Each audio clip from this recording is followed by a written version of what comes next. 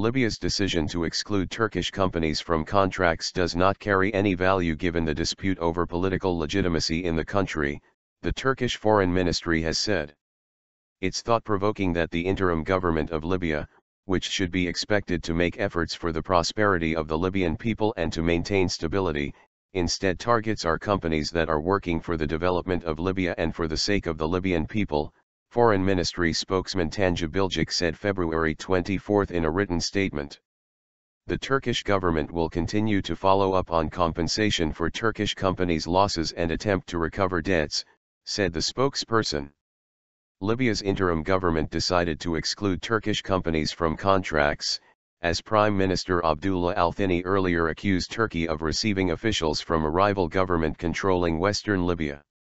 Al-Thinni and the allied elected parliament have been confined to a rump state in Tobruk since an armed group called Libya Dawn seized the capital Tripoli, reinstated a previous assembly and set up a rival administration.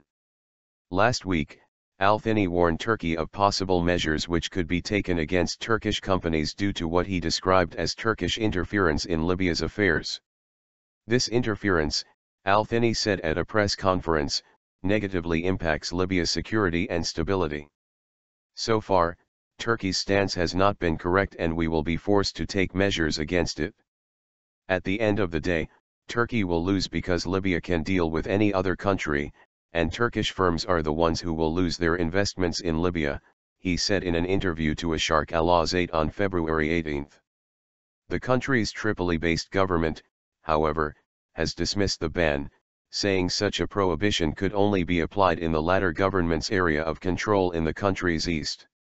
The Tobruk government is using the issue of Turkish companies as a pressure tool to achieve political goals, Omar Hussein Bayo, a spokesman for the Tripoli government, told Anadolu Agency. Turkish companies' ongoing projects worth around $15 billion were halted in 2011, when some of the company's construction sites were raided, forcing workers to flee back to Turkey. Several Turkish companies have applied to international courts to receive compensation for their losses. In its latest performance report, the Turkish Contractors Association, TMB, said the total value of the projects completed in 2014 was quite low compared to the last 2 years.